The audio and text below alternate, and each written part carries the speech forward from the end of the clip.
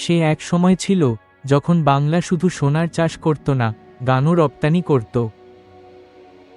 এই বাংলার বুকেই জন্ম নিয়েছিল এক বিস্মৃত আলোকশিখা, আতিশ দীপঙ্কর শ্রীজ্ঞানা। সাল তখন 980 খ্রিস্টাব্দ। জন্ম বিক্রমপুরে, আজকের মুন্সিগঞ্জ, বাংলাদেশ। এক ধনী রাজপরিবারে জন্ম, কিন্তু ছেলেবেলা থেকেই সংসার নয়, তাকে টানত ধ্যান, বই আর জ্ঞান।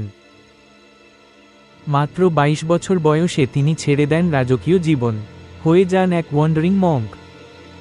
ভারতের নানা কেন্দ্রে শাস্ত্রচর্চা করে হয়ে ওঠেন বৌদ্ধ দর্শনের এক অনন্য পণ্ডিত। তিব্বতের রাজা স্বয়ং তাকে আমন্ত্রণ জানান তিব্বতে বৌদ্ধধর্ম বিলুপ্তির পথে। এই বাংলার সন্তানই গিয়ে পুনরুজ্জীবিত করেন তিব্বতের বৌদ্ধধর্ম। তার লেখা বোধিপথ প্রদীপ আজও পড়ানো হয় তিব্বতের গোম্পাগুলিতে। এমনকি দালাই লামারাও তাকে বলেন সেকেন্ড বুদ্ধা ফ্রম বেঙ্গল। আতিশ দীপঙ্কর প্রমাণ করেছিলেন, বাংলা শুধু ভাষার নয়, জ্ঞানেরও আলো দিতে পারে গোটা দুনিয়াকে। আজ সেই বিক্রমপুরের মাটি হয়তো নীরব, কিন্তু ইতিহাস চিরকাল মনে রাখবে। আতিশ দীপঙ্কর ছিল বাংলার সেই আলো যা ছড়িয়ে পড়েছিল হিমালয়ের গা ঘেঁষে সারা এশিয়ায়। আরও আকর্ষণীয় কন্টেন্টের জন্য সাবস্ক্রাইব করুন এবং লাইক করুন।